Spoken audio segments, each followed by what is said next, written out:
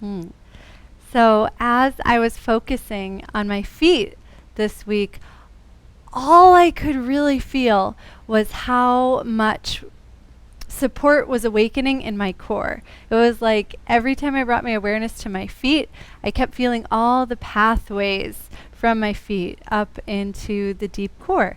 So that's what class is going to focus on today. So it's the perfect segue for those of you in the 200-hour training from everything we learned last week into what we'll be learning next week, which is about the deep core. If you didn't see the screen, we will need 2 blocks, a strap, and a chair at the very end for our restorative pose. Right now, we probably just need a blanket for the knees once we get to our kneeling postures.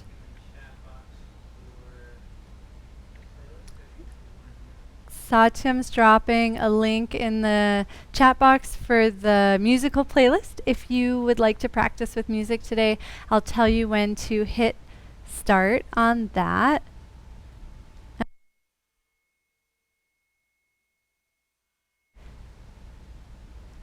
And with that, we can begin by taking a quarter turn to the right and then start to melt your way onto your back. Take your time with this.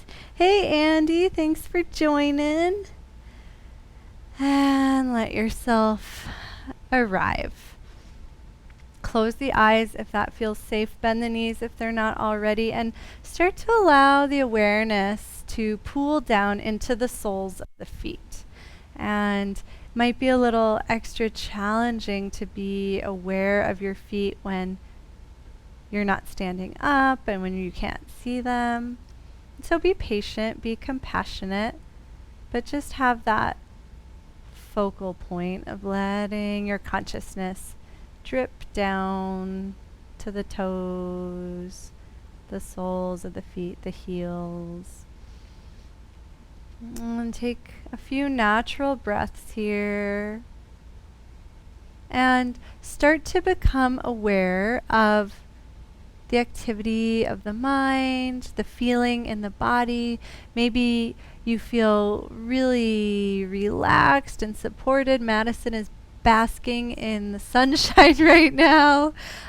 Maybe you had a stressful day and there's a lot of activity in the mind and worry, and whatever your experience is, it's perfect. You don't need to change it. Beginning to observe it is a huge, tremendous feat. So just watch, just observe, and be okay with whatever it is that you discover over the next several breaths.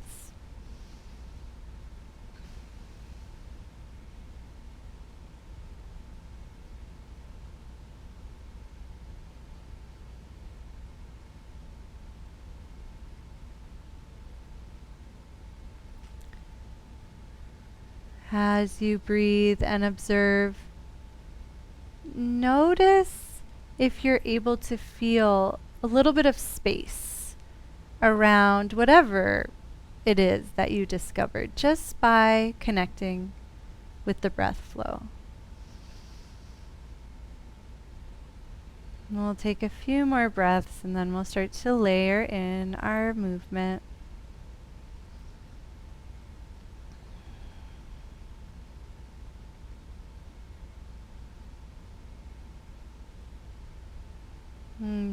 If you're following along with our musical playlist, you can hit play on the first track and bring the hands to the hip points, so the bony part of the pelvis just above the hip crease. And start to play without moving the feet, just isometrically push the feet forward away from you and notice how that impacts your pelvis. You might feel the pelvis tilting back a little bit and the core slightly engaging. And then opposite movement, drag the feet towards you and notice how that pulling action as the heels drag in towards the glute starts to arch the back. And now at your own pace, play with that push and pull The feet don't actually move, but just that direction, that energetic pushing forward or pulling back, ripples up the legs into the pelvis and into the core. And it doesn't matter if you're inhaling or exhaling, but sync one movement with one breath. Start, I guess so we're on the same page. Let's start by inhaling as the heels drag in and the body arches, and exhaling as the feet push away and the low back connects to the earth. And resist the temptation of having the breath exaggerate the movement. Instead, let the breath be really soft and easy.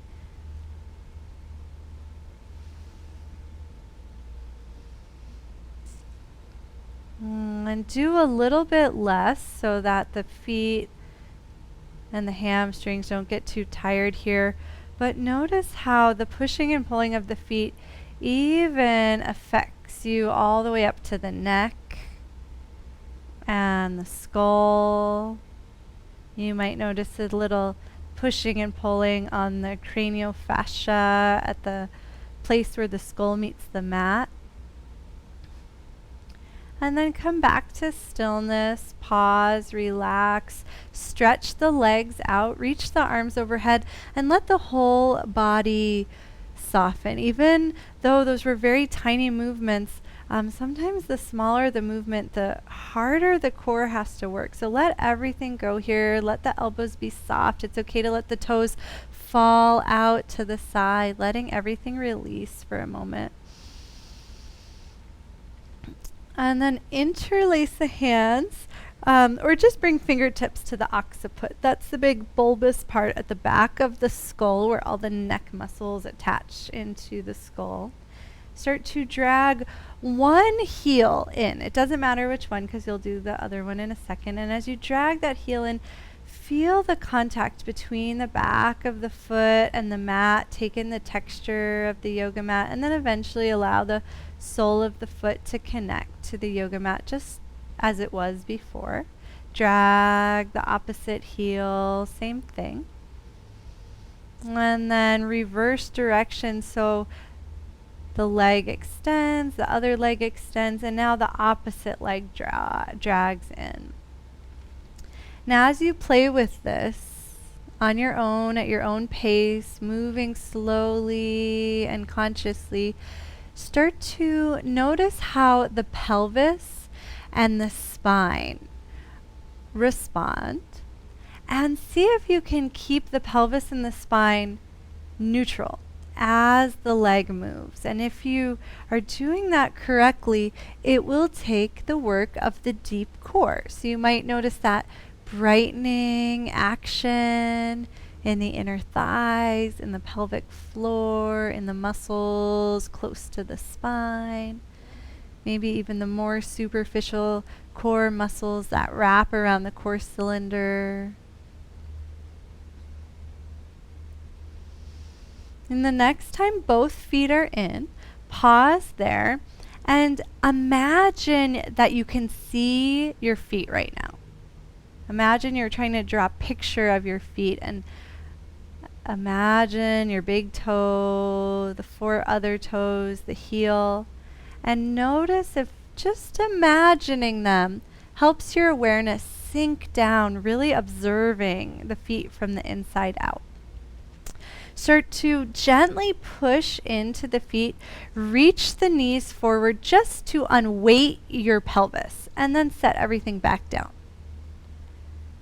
As the pelvis comes back down, relax as deeply as possible. That might mean the knees even fall out a little bit as the hip adductors soften. And then repeat that by pushing into feet, dragging the knees forward, letting the pelvis and the bottom vertebra start to lift. Do this a few times on your own, and start to notice how the action originates at the feet. So all of the support for the knees, the pelvis, the vertebra that are lifting is coming from your intelligent feet. And as you trace that pathway, know that you can always adjust the placement of the feet. Perhaps trying the feet a little wider, the heels a little closer to the glutes or further away. We're always going to experiment and observe and find the place that is the most supportive for you, and that's going to be different than what's the most supportive for me. So I'm not going to tell you what it looks like.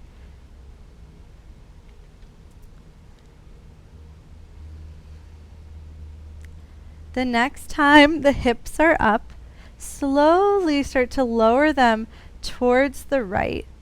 Let them touch down a little asymmetrically and then drag them across the mat to the left. And start to make circles with the hips in this way. And you don't have to lift them very high through the center, but just start to play with this asymmetry in your bridge pose. And notice if different muscles start to turn on in the legs. We've got 3 or 4 different hamstrings depending on who you ask. As the hips sway, it transfers the weight into different hamstrings. Same situation in the erector spinae, the muscles along the spine. As we sway the hips, we give the muscles towards the lateral edge, the outer edge of the body, more of a chance to turn on instead of always focusing right at this center. Next time the hips settle down, let's go the opposite way.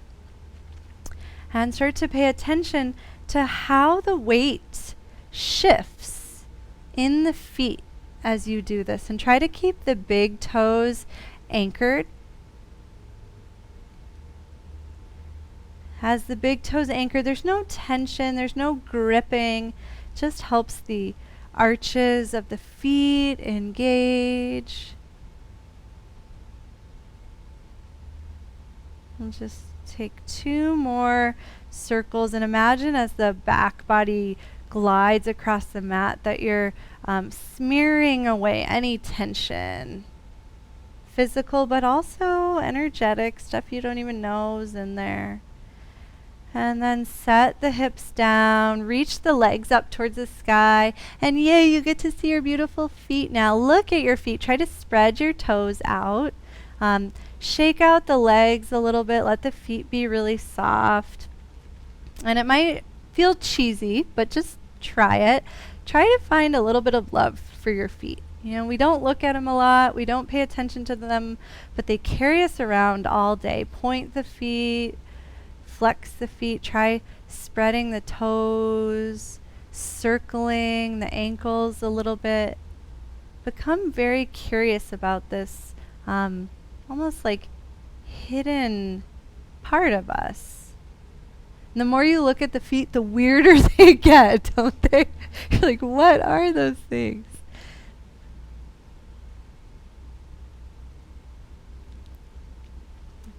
And then set the feet back down. Keep the hands where they are. Similar to our rolls from last week, but we'll keep the arms, the fingertips behind the occiput, and we'll just see how that changes our roll. So roll onto your left side. Let the elbows come towards one another, kind of like a fetal position. And breathe into the back of the body. Let the back of the neck lengthen. And then lift the top elbow and the top knee at the same time and let that start to pull you over the back body all the way to the other side. And if at any time it's uncomfortable with the arms to do it in this way, you can release them and do it with the arms extended. But I have found that this is helping me isolate the movement more in my core and make it less about my shoulders. So just explore how that is for you. Appreciate the massage you're getting on the sides of the hips, the back of the body. And the next time you roll towards me, so towards the left side, release the right hand, push into the right hand so you can come up to Virabhadrasana, so those nice staggered legs. Take your time if that's a new transition. Hi, everybody. Let the left hand float up effortlessly. Allow the left side body to open and breathe into the rib cage as well as the left hip.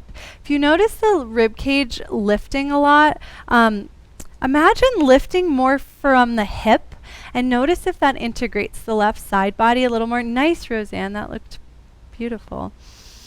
Take a couple of breaths here. Keep the shoulder soft. You can even bend the elbow so you don't overdo it in the shoulder. And then gently let the left side of the body close, pulling you up to neutral. Cross the right leg in front of the left and take a moment to pause in Sukhasana. If this isn't a comfortable position, find your favorite seated position, but notice the left side of the body. Push down a little extra into the left leg and notice how that supports the hip and the spine, and try to do it without tension. And then we'll come over to the other side. So paw the hands down, thread the right arm through so that you can make your way onto your back. And we'll add on to our core sequence from the second side. So building on some of the deep core stuff that we've been doing the past few weeks, let's begin by hovering the shins to parallel with the earth. And notice if the low back arches when you do that, and see if you can gently lengthen the tailbone forward so that the low back is nice and long but not necessarily flat. And then keep your hands on your hips for this first round. Touch one toe down. Notice what engages to do this, and then switch sides. I like to exhale as the toe touches down. And then once you've got the hang of that, interlace the fingers at the occiput. This just keeps the chest nice and open as you engage the core. We'll add on. So touch the right toes down, keeping the pelvis neutral. Let the right knee start to open off to the side. So you've got external hip rotation with core engagement. And then as the knee points up to the sky, let the leg unfurl, kicking up to the sky. And take one breath here, wiggle the toes. And then slowly start to melt the right leg all the way forward. Try to release all tension in the hip as you do this. Keep the pelvis neutral. And then drag the right foot in just like you did before. Push into the sole of the right foot. Reach the right knee forward. Half bridge, which is twice as hard, right? Because you've only got one support system. So don't worry about coming up very high, but notice the glutes engaging on the right side. And then we'll repeat that. So set the hips down. Let the right knee externally rotate. As it points up to center, leg unfurls. And then keeping a neutral pelvis, try kicking out through the heel. Sometimes that helps you get more support in the back of the leg line. And then once the heel sets down, great. Drag it in at your own pace. Plant the sole of the foot, anchor the big toe, and gently reach the knee forward. Doesn't matter how high the hips go, just make sure you feel supported. And then slowly drape the spine back down and allow the left knee to start to point to the left, keeping the left shoulder anchored. So it's not going to go very far. Take a breath here. And then allow the left arm to lift so you roll onto the side. Before we repeat the second side, let's take some of those nice, easy, slow rolls. You can keep the hands where they are, or if at any time you want to reach the arms out and that's more comfortable, that's totally fine. Moving slowly here is key because that means that the limbs are integrating into the core. Maybe you can even feel where the legs, specifically the inner thighs, connect to the base of the core cylinder at the pelvic floor.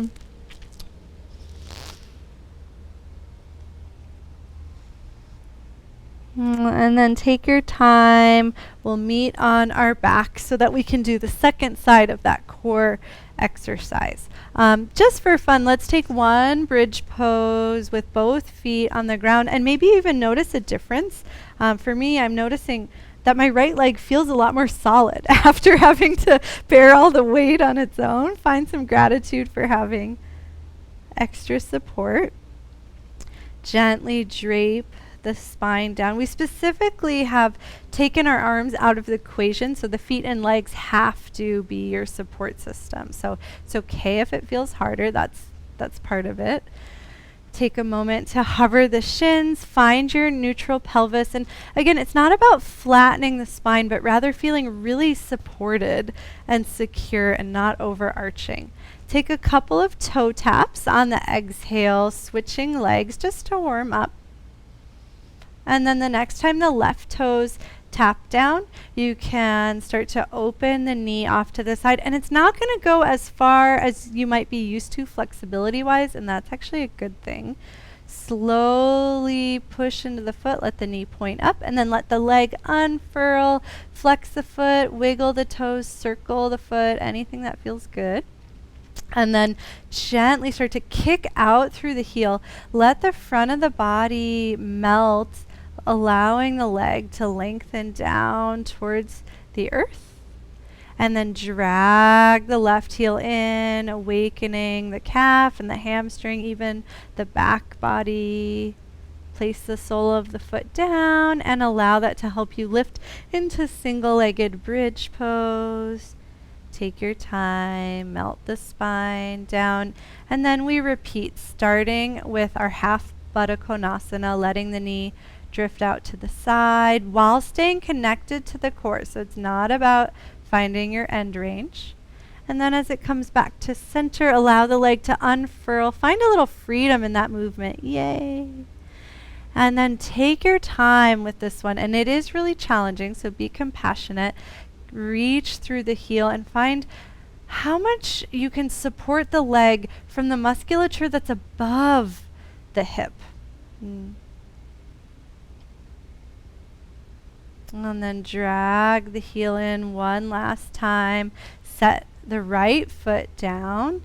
And we'll do one more bridge pose. And notice if there's any sense of ease. Take a breath and then release everything down. We go into our rolls, moving slowly, reaching for a sense of connection, weightlessness, and ease.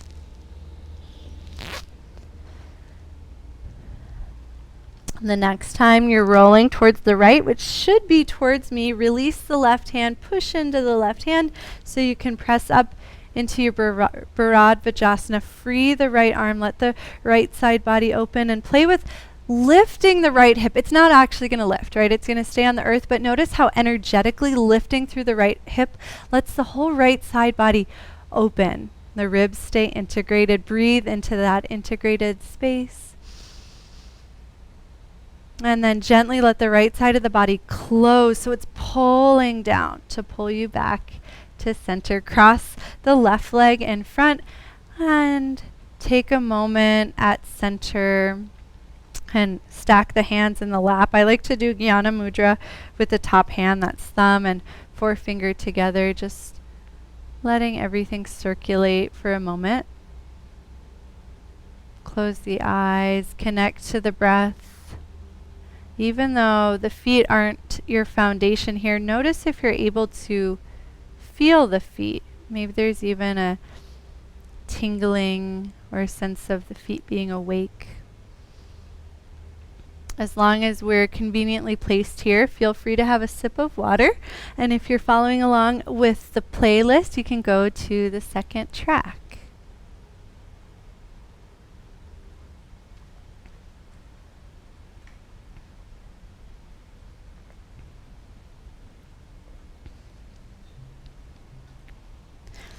Okay, turn to your right, coming into tabletop position. Take a moment, pawing out the hands. Let the elbows be soft and supple. Even try walking the hands a little closer to you and notice if that allows the arms to be a little springier and the shoulders to energetically draw onto the rib cage in a more solid way. Try to stay really soft in the hands. And then tuck the toes under if they aren't already. Start to make some circles with your hips and notice how the changing position of the hips stretches the feet.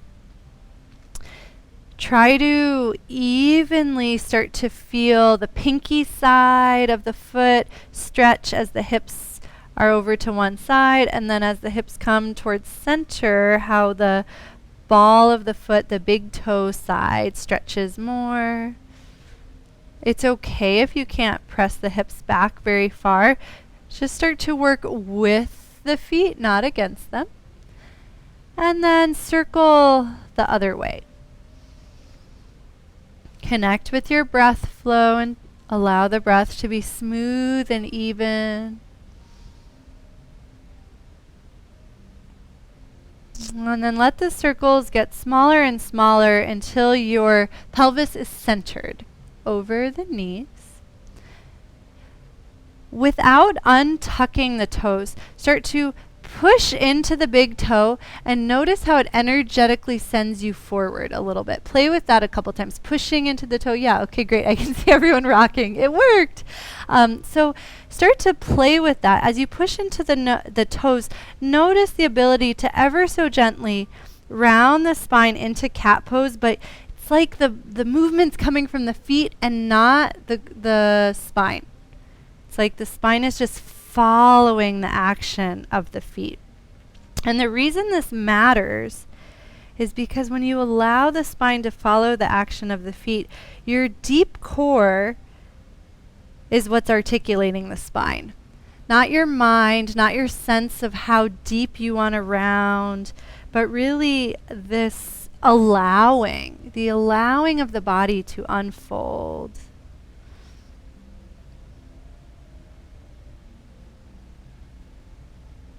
And the next time you come forward, let's lower onto the forearms, mostly to give the wrists a little break.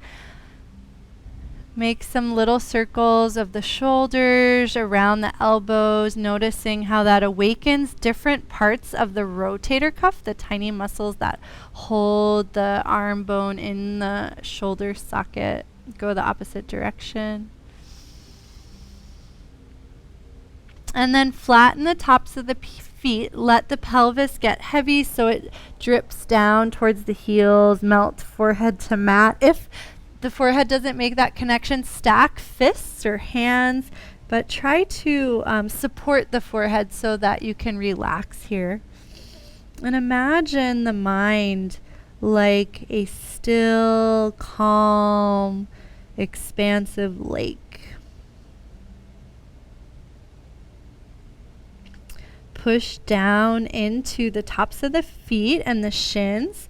Notice how that sends support up the inner thighs, up around the spine, and slowly send the hips forward so that you can stack one vertebra at a time, effortlessly. We'll be kneeling for a little while, so feel free to grab your blanket if that is friendlier on your joints, and turn to face me. Okay, so we've got a kneeling sequence, pretty similar to the one we explored last week if you were here.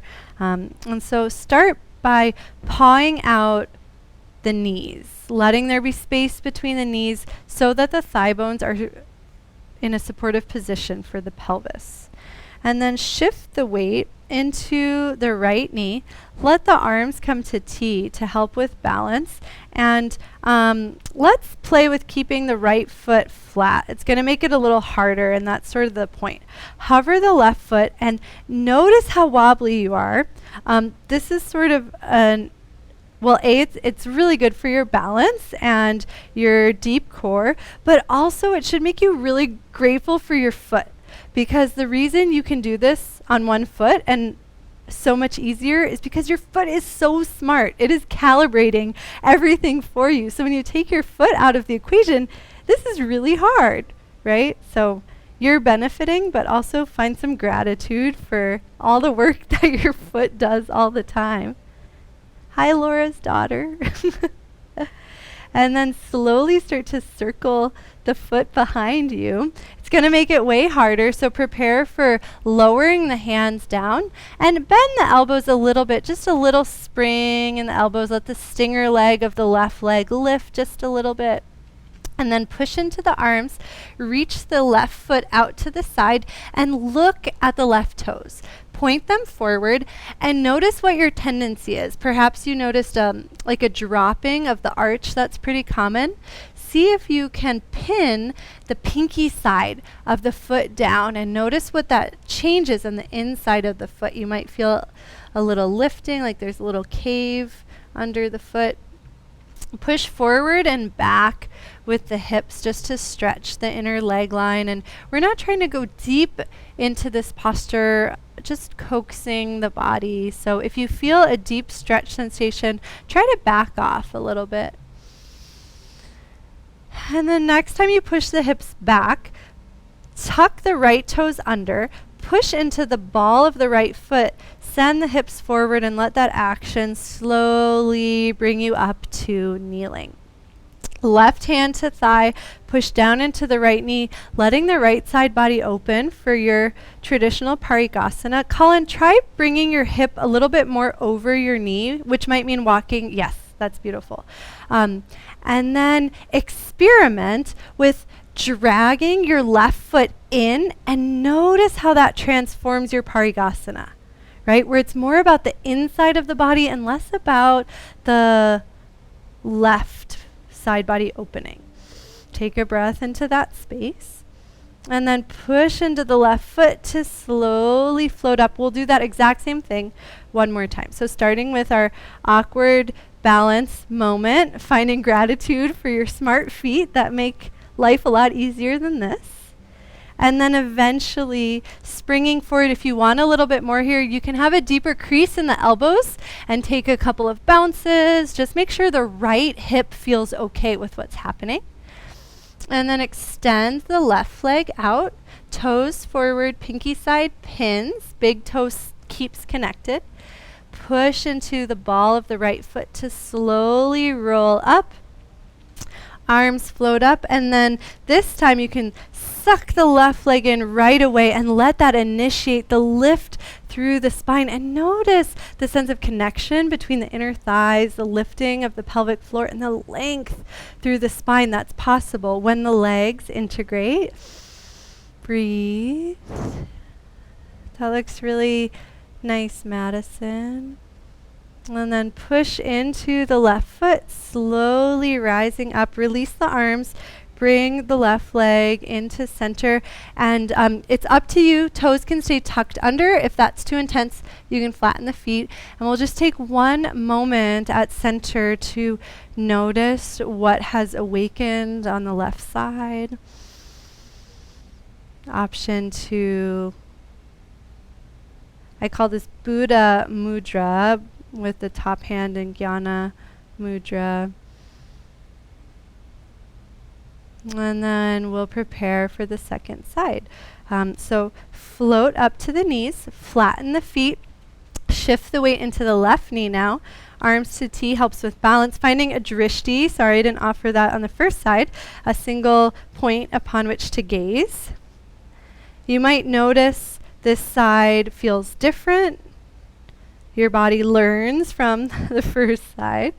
And when you feel ready, send the foot behind you, getting ready to lower to the hands. The elbows bend just a little bit, and then kick the right leg off to the side. Notice where the foot naturally goes.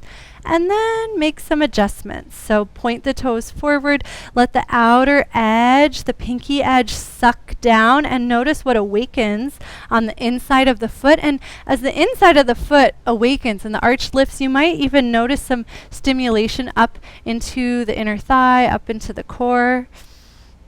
And then gently send the hips forward and back, not trying to intensely stretch, but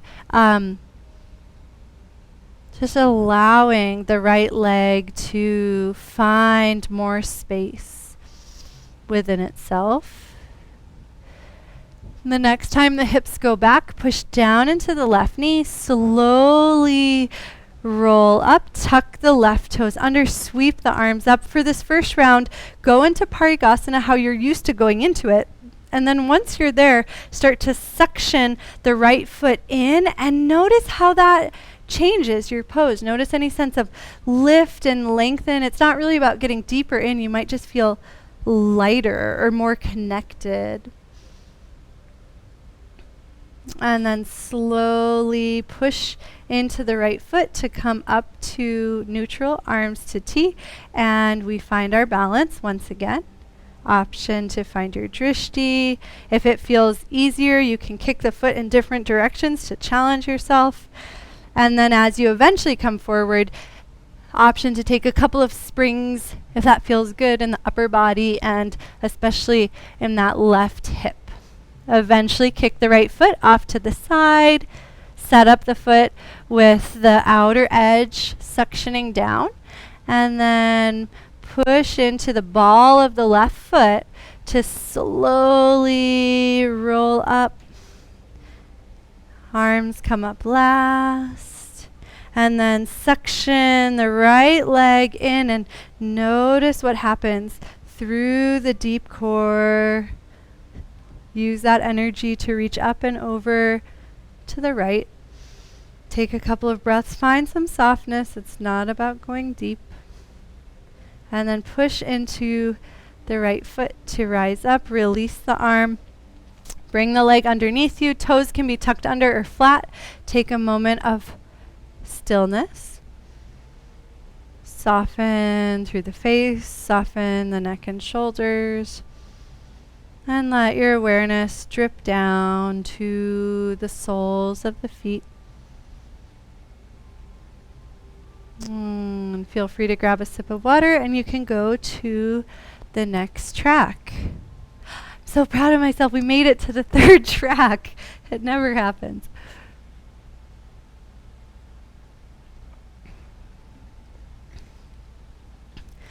We're making our way up to standing. You're welcome to do that however is most comfortable for you. The way that I'm going to come up to standing is my toes are tucked under, walking the hands in, hovering the knees, letting the heels start to drift down, lift the hips, and then let the body slowly unfold by pushing into the feet.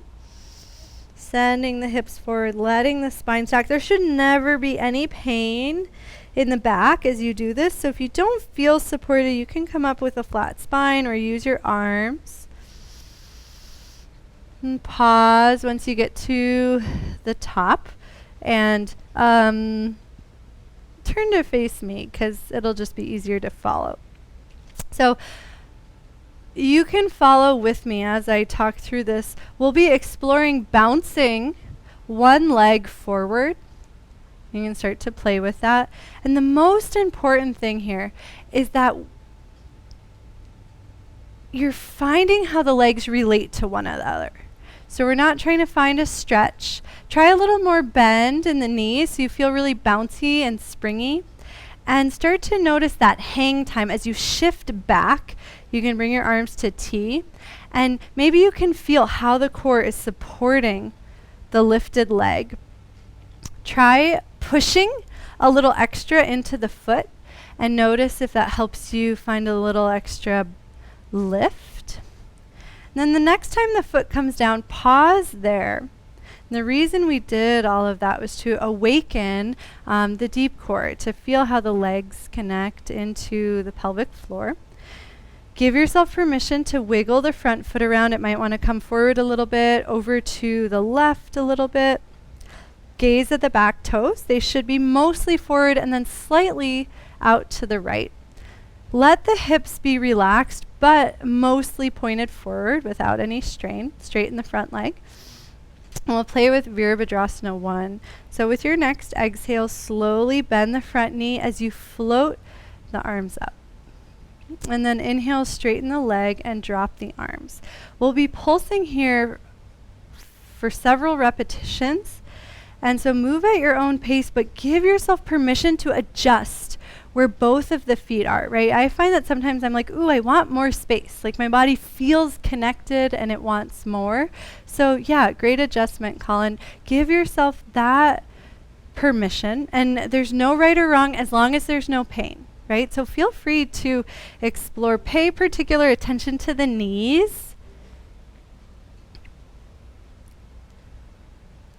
The next time the front knee bends, pause there, push evenly into both feet, and notice how that helps support the pelvis and how you can find a little more length through the spine. We'll eventually be shifting into the front foot, which is kind of a dramatic shift. So visualize yourself springing. Oh, I'll actually give you a visual. Visualize yourself doing this and having great success. And then once you feel like those neurological pathways have been laid, play with bouncing forward into a single-legged Tadasana. Ah, beautiful. Yes, it worked. And then step the foot back, returning to Virabhadrasana One. We'll do this a couple of times, and what I want you to focus on is this sense of lifting the right foot and letting the hip be as relaxed as possible. So all of the effort comes from the foot lifting, and you don't even feel anything in your hip flexors. That's the goal. The right foot, if I said the... I think everyone's on a different leg. Well, I think you guys probably figured out which leg, which foot you're lifting through. You're lifting through the foot that's lifting. Makes sense. And we'll take a couple of more and just notice how the arch of that foot is lifting even in this non-weight bearing position. The next time you come forward, pause there, and then bring the sole of the foot either to the calf. If it comes higher, you have to do it with no hands, right? Look, Mom, no hands. And then pause for a moment. Allow foot and thigh to gently squeeze towards one another. Notice how the back of the hips relate, how the glutes can fuse together and create support for the spine. Take a couple of breaths. If you feel really solid, you can play with a little bit of swaying. Keep the big toe anchored.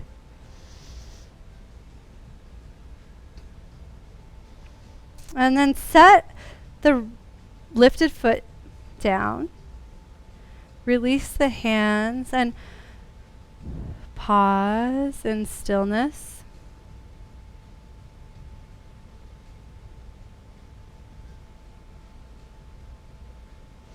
And then just for fun, oh, Colin, you have such, everyone, Laura, beautiful Tadasana feet. Look down at your beautiful Tadasana feet. I'm just so excited because you guys have beautiful Tadasana feet too. I didn't cue anything about the feet, but just appreciate how you found such a supportive posture. Sorry, Andy, Dana, I can't see your feet, but I'm sure they're beautiful. And if they're not perfect, make little adjustments. Turn the toes forward, anchor the big toe, find that spiral as the big toe pushes down and the thighs ever so subtly anchor into the hip socket. And we'll do the other side. And it sounds like I didn't tell you what side to do, so we'll just see how it goes. Hopefully you can remember what side you did. I'll cue what side I didn't do. So walk back onto your mat. And okay, we're taking our bounces forward with our right leg, unless you already did that, then do the other one. And so as I shift back into the back leg, I like to open my arms to T for that hang time moment. Try to keep the hip flexors really soft. Something that helps is to have more awareness in the feet and actually less focus in the hips. Flick the front foot down and notice if that helps you get like a really nice rebound, kind of like there's like a little trampoline under that foot. And then give yourself permission to explore. How does it feel if the foot comes a little further forward or a little further to the outside? And eventually pause in a place that feels really supported and connected for you. And gaze at the back toes. Make sure they're mostly forward and they'll probably, I think, yes, see, this is pretty foolproof. Your feet all look great. And so this is our heel to heel stance, or Virabhadrasana One stance. It's not actually heel to heel, so I apologize that that name doesn't make sense. Give yourself permission to walk the front foot forward or a little to the side, and then bring equal weight into both feet. Let both legs support the pelvis evenly, even though it's asymmetrical. And then with an exhale, bend into the front knee and allow the arms to weightlessly float. And with your own inhale, straighten and release. Give yourself permission to adjust and take a few pulses here. Keep the front big toe anchored and play with letting that front knee drift nice and wide towards the pinky, and notice how that turns on the glutes and the outer leg line, creating nice space in the hip socket, space in the knee joint, lift in the arch. If it doesn't feel good, don't do it. That's always the case. And then I'll give you a visual for you to have for yourself. You'll be shifting forward and lifting the back leg. Visualize yourself making that transition as seamlessly as possible, and then when you feel ready, go for it. And we'll take a few pulses here. And remember, it's all about lifting the back foot. And if that is your focal point, the hip should stay super relaxed. See if you can feel the muscles behind the leg, the hamstring, the calves, the glutes helping you lift. You can even play with thinking about lifting more through the arch of the foot and through the heel to get the back leg online more. And start to feel how this action isn't just about the leg and the foot, but how the limb connects into the deep core. So there's a lift happening through the spine as well. There's support on the top of the pelvis. The next time you come forward, pause there, soften, bounce a little bit, and then bring the sole of the foot to the calf. If you can do so with your own muscular strength, you can bring the foot up. If you can't, just play with it. Let those muscles get stronger, but your arms are strong enough. You don't need to lift your foot with them. Squeeze foot and thigh together, soft shoulders. Focal point, and breathe. And notice how the gentle squeezing between foot and leg allows you to create more space through each vertebra. Option to gently sway. Let this sway come from shifting the weight in the grounded foot, and then everything else responds from that. You don't even have to do it. And then eventually come to center, release the foot down, release the arms, and pause in your beautiful, perfect Tadasana. I'm going to take a screenshot of everyone. Beautiful, perfect Tadasanas. And then allow your awareness to drop down into the feet and notice how connected you feel. Outwardly, that might feel like connected to the earth. Inwardly, it might feel like being connected to the present moment. And take a few breaths to allow yourself to exist in your body completely perfect as you are. And notice any sense of spaciousness that arises inside when you're not trying to change things or manipulate things, but when you get to just be.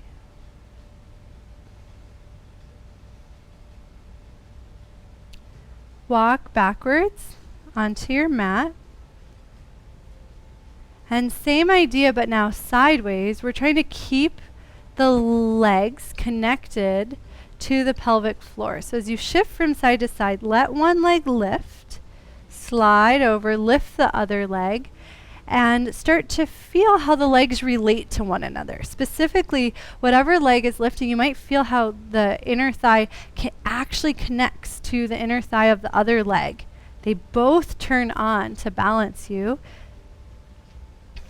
And if you want a wider stance here, you have to sink lower and bend the knees more, turning on more muscle so you can stretch the leg out further. If that's not accessible, then be okay with a smaller stance. And then eventually keep both feet down and keep that nice rocking side to side movement. Turn the feet forward. Just like in parighasana, let the outer edges of the foot suction down.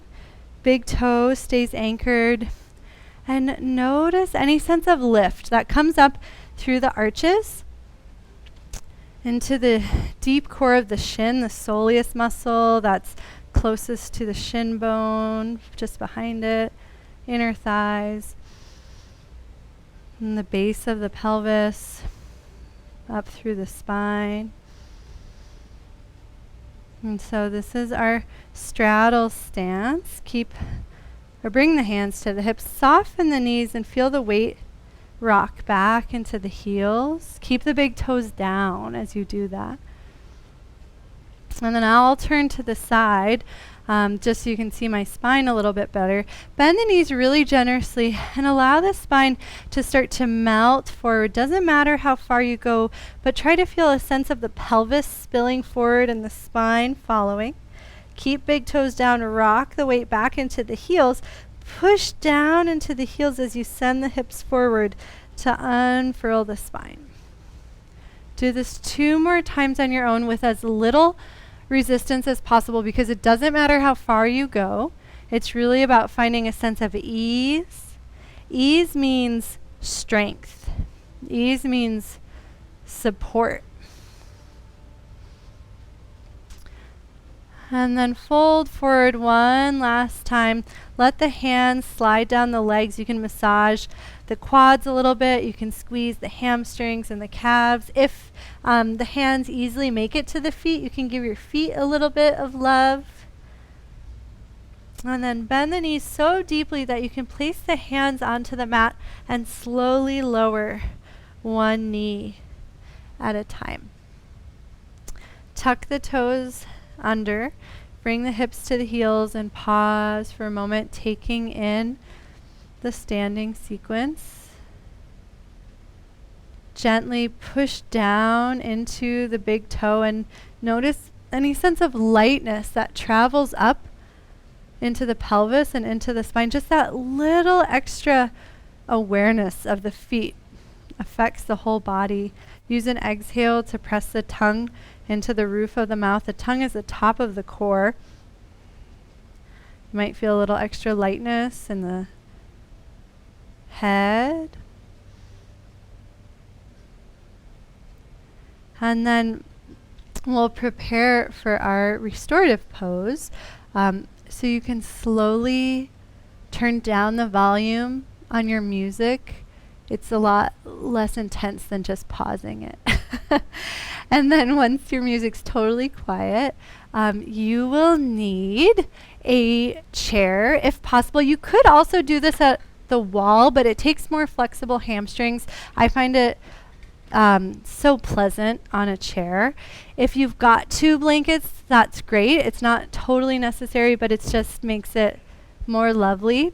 And same with a strap. It's not a deal breaker if you don't have a strap, but it just makes it very pleasant. You could also use a scarf or anything that you'd be able to tie around the thighs so that they stay together. So one blanket is to cushion. Actually, let me show you where we're going. Here's where we're going. Yay!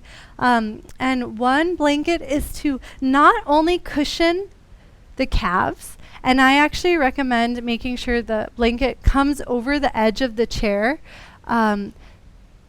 so that you've got extra support there as well, but it's also going to support your heels. So you can create a fold so that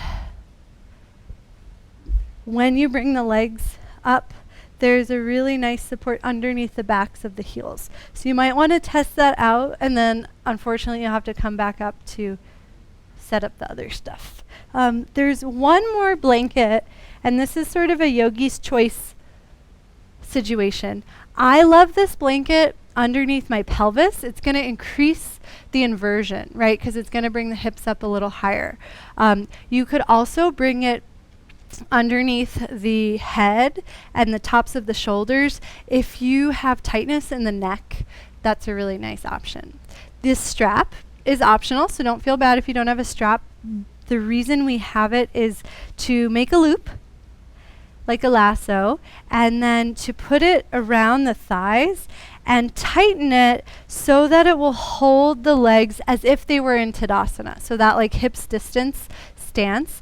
Believe it or not, when you are in this position, the adductors, the inner thighs, are on to support you so the legs don't fall out to the side. So having that strap is going to help the adductors release completely. And the adductors are part of the deep core that we've been working with all of class. So it's really nice to give them a little break. And take your time. I know it's a lot, but it's worth it. Those little additional things to support yourself so that you can feel really comfortable. And as you come to stillness, it's funny, you almost don't want to feel anything in the pose, and then you know you've done a perfect job. You want to feel weightless.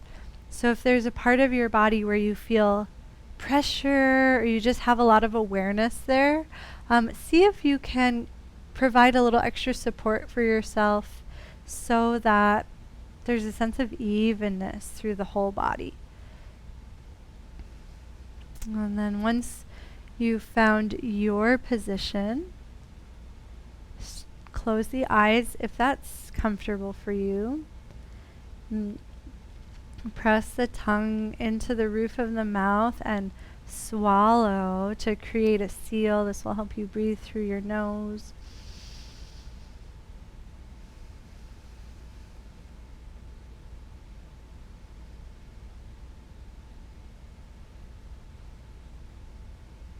And start to drop into the sensations in the body. And notice if it feels comfortable and safe and enjoyable. And if it doesn't, that's okay. Sometimes it's really challenging to be in such a simple posture. And so if there's any agitation in the mind, try to feel compassion for yourself. And know that as long as this position isn't painful, whatever comes up in the stillness is something that you are ready to process. And the way that you process it is just by staying connected to your breath, staying soft in the body,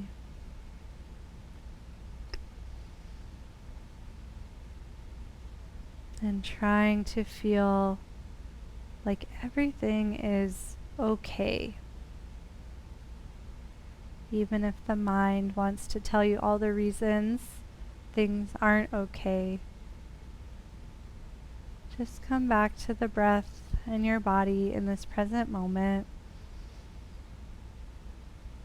and let yourself be nourished by your practice. And we'll rest here for a few minutes.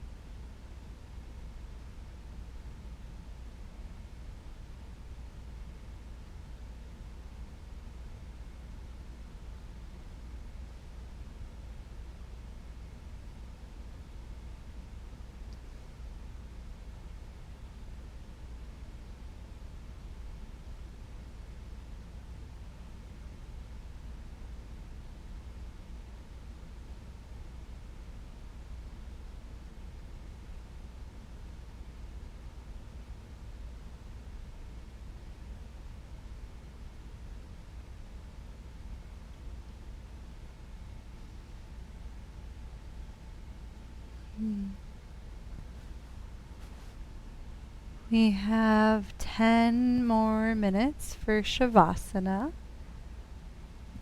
You're welcome to stay here if this feels nourishing.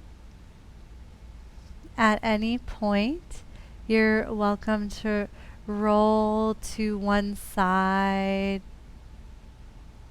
and scoot away from the chair to have a more traditional Shavasana. Can use the blanket underneath the knees, and you can also keep the strap where it is. And so at any point, feel free to transition, and if the body is craving counter pose after the legs up the wall experience, just give yourself anything that the body's asking for.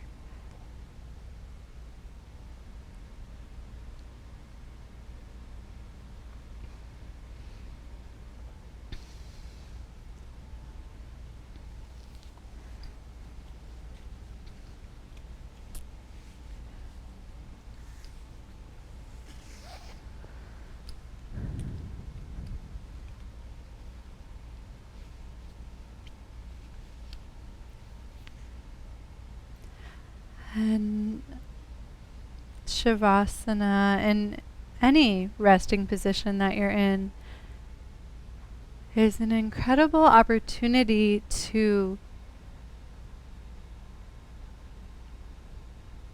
fall into a space of potential where you don't have any past or any set future. You can feel a sense of spaciousness and freedom, and release any tension in the physical body, any grief or mental patterns that are limiting. And let yourself exist in freedom, in ultimate possibility. And so each breath is an opportunity to release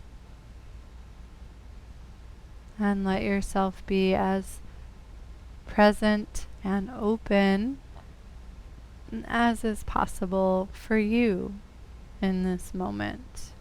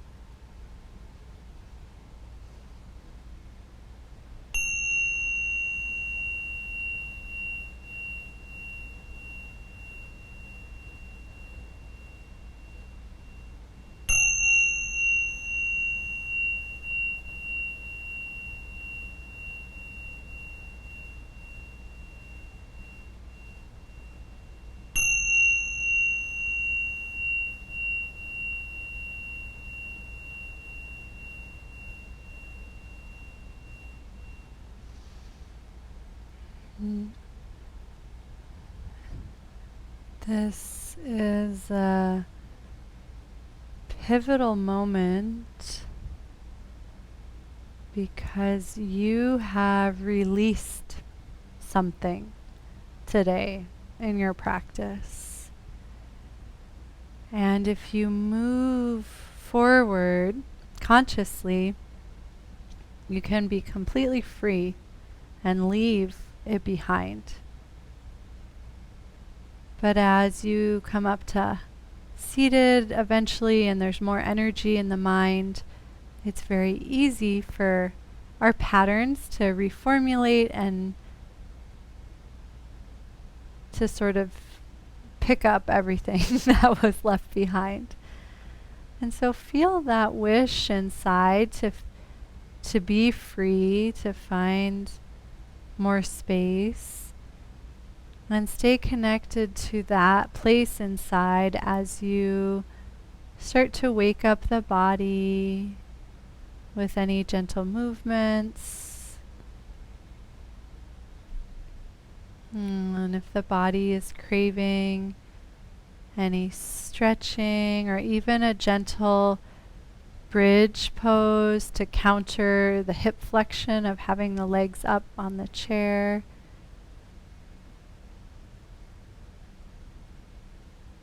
And take your time and enjoy the pathway up to seated. There's no rush to get there, so you can take the scenic route.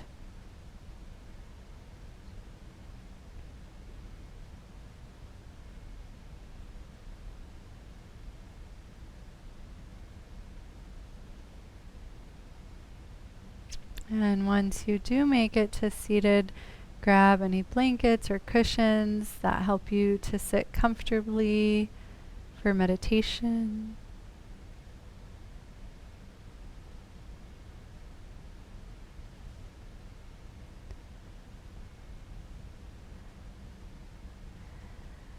And our asana practice was developed so that we could sit better in meditation, physically, but also mentally and energetically. And so as you find your way into your meditation seat, notice the support available in the physical body, perhaps a sense of ease and lightness. Can close the eyes or gaze at a single point. And notice how your yoga practice has prepared your mind. Perhaps there's a sense of calmness, an ability to focus. Notice the breath. Notice its smoothness and effortlessness.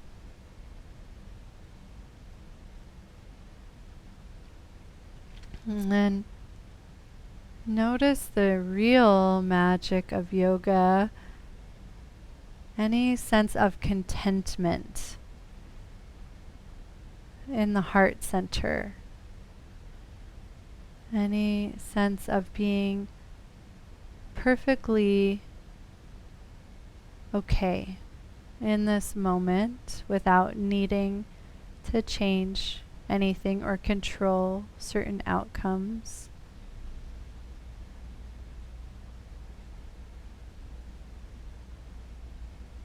And we'll use our meditation practice to work with that feeling of contentment and allow it to grow. So ever so gently allow the breath to guide you into the center of the heart.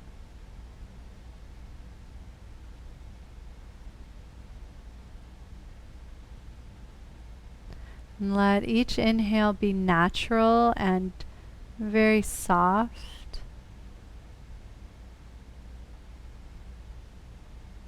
there is a natural feeling of expansion as you inhale, and you don't need to exaggerate it or increase it, but just notice that possibility. It's almost like opening a door, just that little opportunity.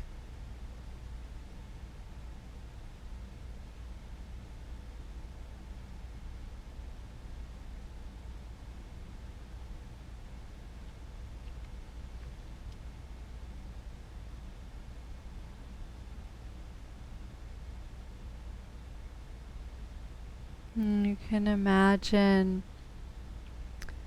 a sun or a flame at the heart, or if that's too hot, it could even just be a glowing orb.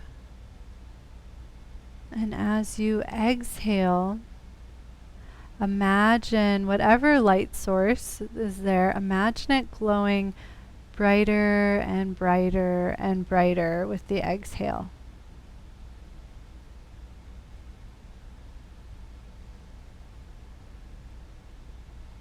Stay soft in the practice.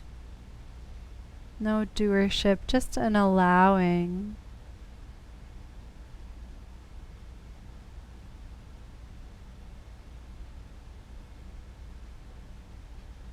And the inner self is bright and effulgent.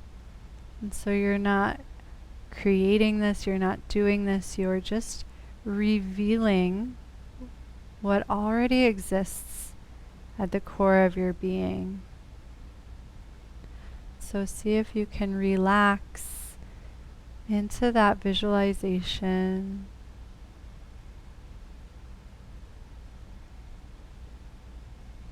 Continuing to feel that sense of contentment.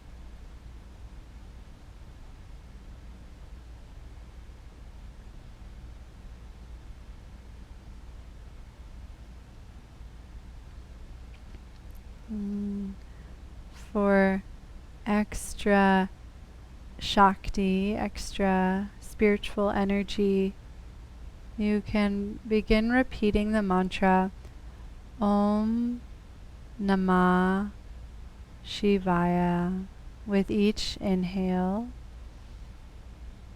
and each exhale. And Shiva is the inner self, this perfect supreme consciousness within the core of our heart. And so with the breath and with the visualization and the focus on the powerful mantra, you have all the tools you need to uncover this place inside.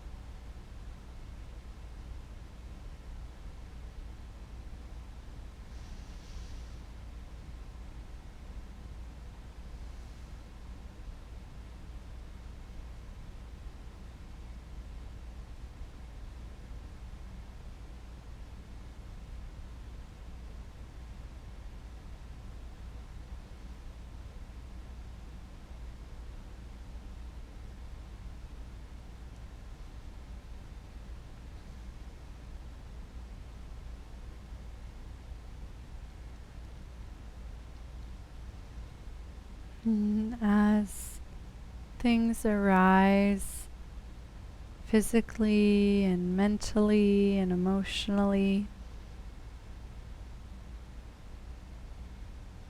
try to feel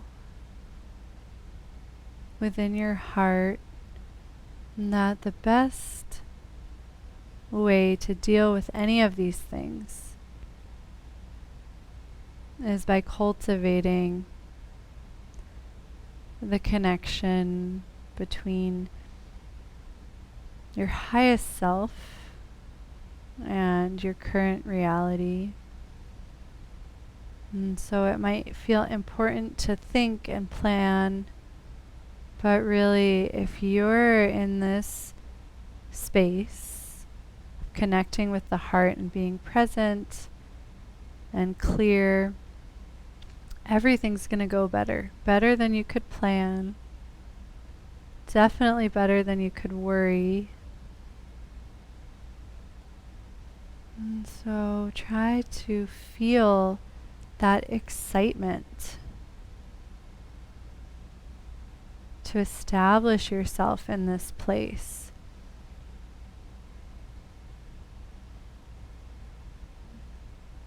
And you don't have to push the thoughts away.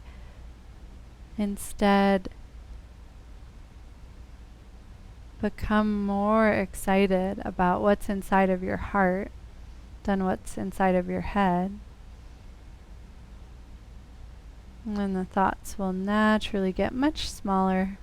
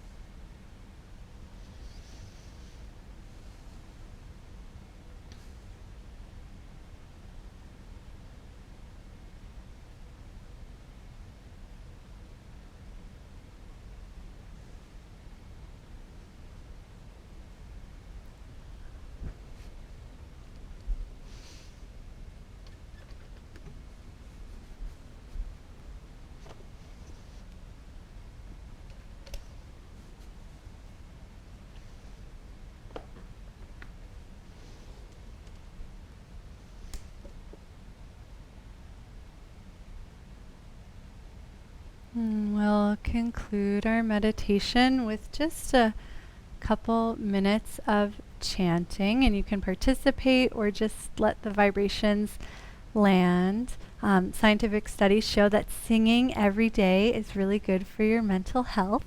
And the words are easy. It's just Om Namah Shivaya.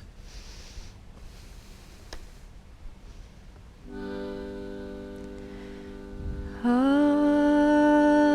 Namah Shivaya. Sorry, I should have practiced this. Om Namah Shivaya. Om Namah Shivaya. Om Namah Shivaya. Om Namah Shivaya. Om Namah Shivaya. Om Namah Shivaya. Om Namah Shivaya. Om Namah Shivaya. Om Namah Shivaya.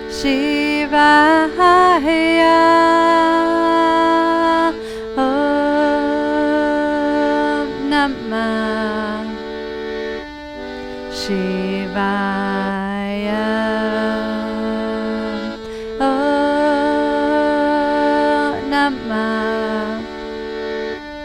Shivaya. Om Namah Shivaya. Om Namah Shivaya.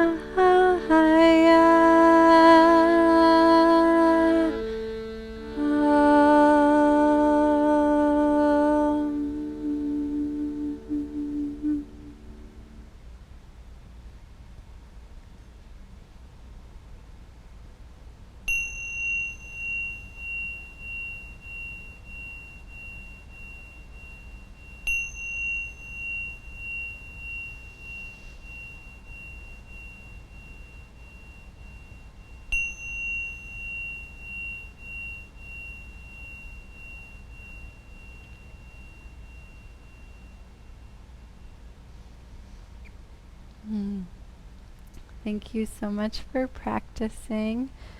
Namaste.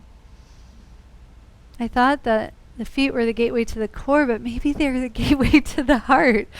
That's how I'm feeling right now, at least. Have a wonderful rest of your day. Aloha, everybody. See you soon.